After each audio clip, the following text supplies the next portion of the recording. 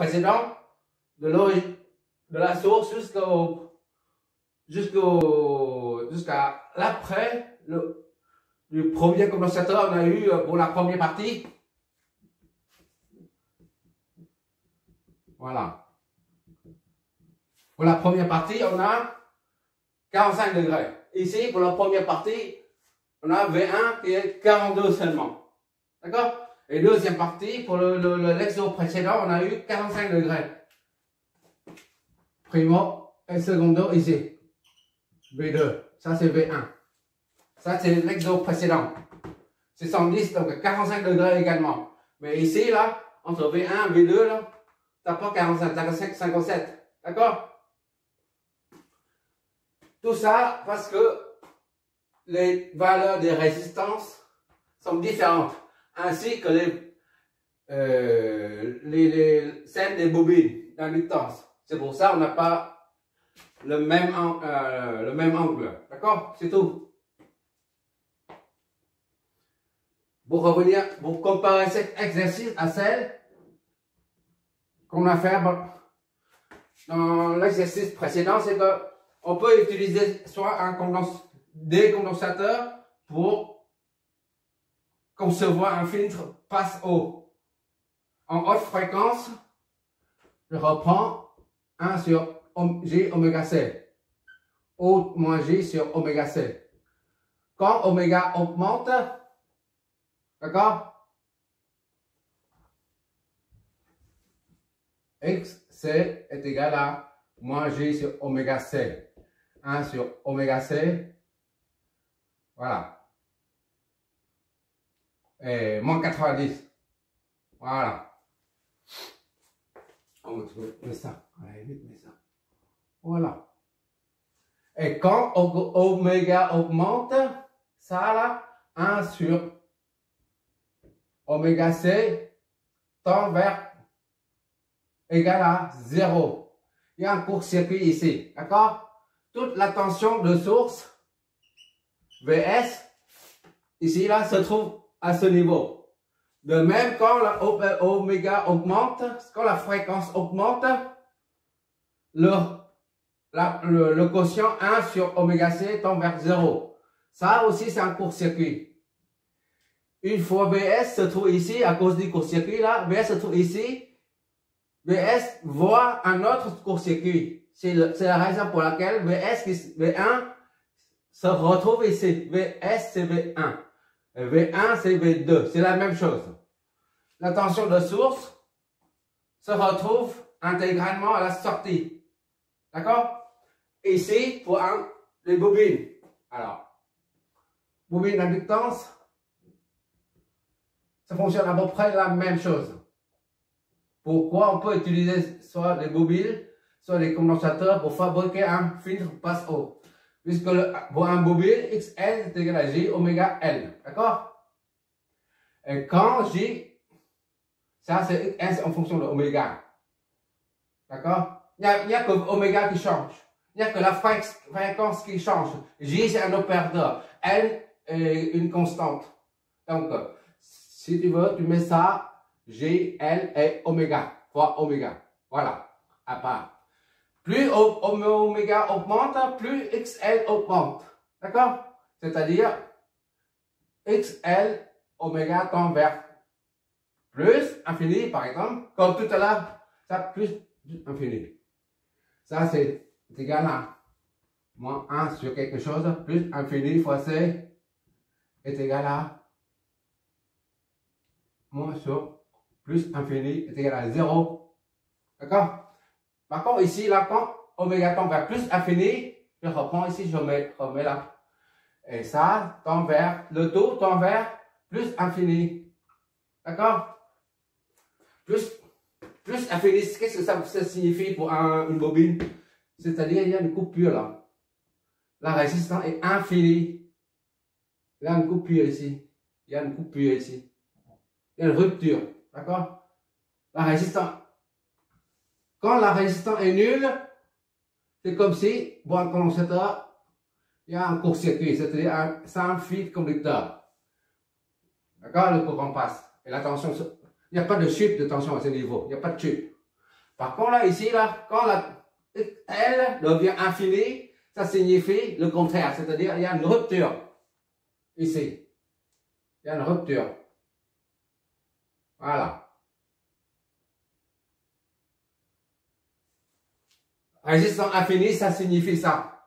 C'est comme un AOP. Pour un AOP idéal, on a Z in et plus infini. Tu t'en rappelles?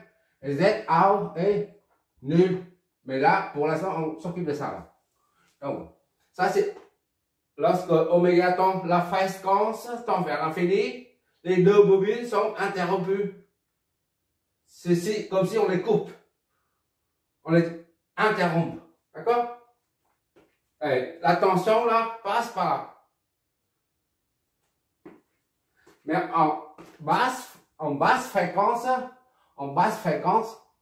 XL, quand oméga tend vers 0, alors là, GL fois 0, ça donne 0.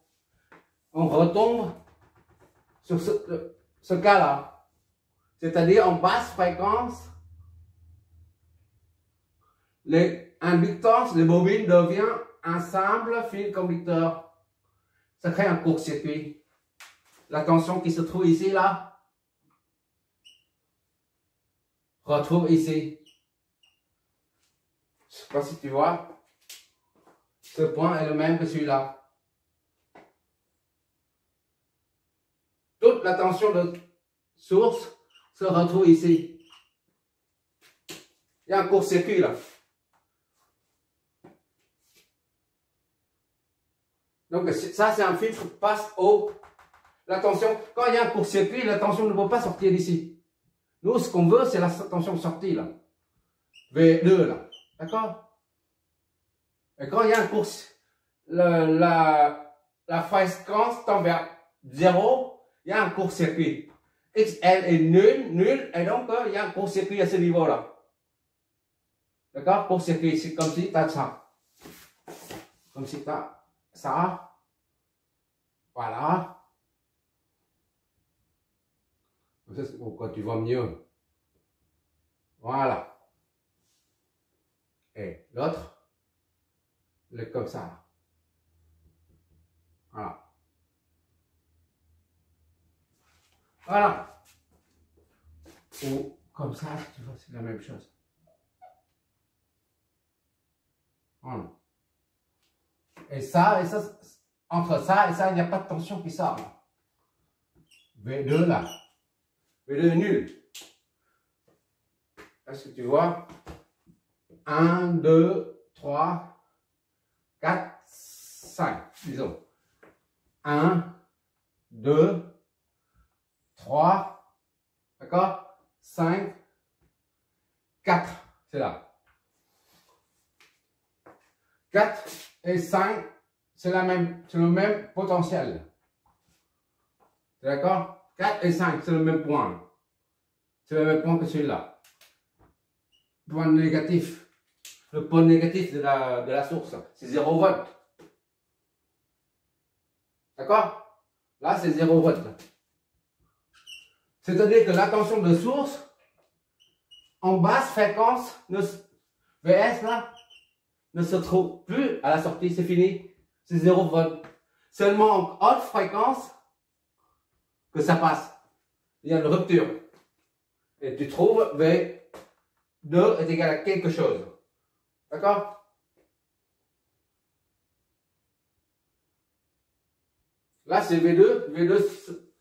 VS se retrouve intégralement à la sortie. V2 est égal à VS en haute fréquence. T'es d'accord là? Ça, si tu coupes, comme s'il n'y a rien là. Comme s'il n'y a rien ici là. En haute fréquence, comme s'il n'y a rien. Là, c'est la tension, une source raccordée à plusieurs éléments, quel que soit le nombre d'éléments, peu importe, mais le circuit est à vide. Donc la tension ici, là, c'est le même que la tension ici, c'est la même que celle-là, comme un circuit de terminal. D'accord? V terminal se trouve là. À vide, mais en charge, si tu mets une charge, à vide, c'est la même chose que là. Ça et ça, c'est la même chose. Et si tu fais faire référence à ça, ça plus ça est égal à ça. D'accord? Pour résumer, en haute fréquence, toute la tension de source se retrouve à la sortie. V2 est égal à Vs. Mais on verra les filtres après. Les filtres de la résonance après. Juste ici pour voir les différentes déphasages seulement. D'accord? J'ai pris ce circuit de filtrage de type passe haut pour analyser le déphasage seulement. D'accord? Et les amplitudes. Mais en ce qui concerne le filtrage, on verra ça après, le moment venu. Comme pour un condensateur, on a trouvé l'amplitude. Ici, là, au niveau du V1, c'est 417,4 millivolts. Et après, c'est 65 degrés. Et après, c'est 333,310 degrés. Et là, c'est 20 degrés. Voilà. Pour un condensateur, pour un type de filtrage, avec condensateur, l'amplitude diminue de plus en plus. 2 volts à 0,4 volts à 0,3 volts. Ici, c'est à peu près idem. Et l'angle de déphasage. Tu vois là, ici, 42. Après, c'est 99. Ça augmente. Et ça augmente aussi. Ici et là, ça augmente. Le déphasage, c'est 42. Et après, c'est 99. Ici, le déphasage augmente. Et l'amplitude diminue. Tu vois bien?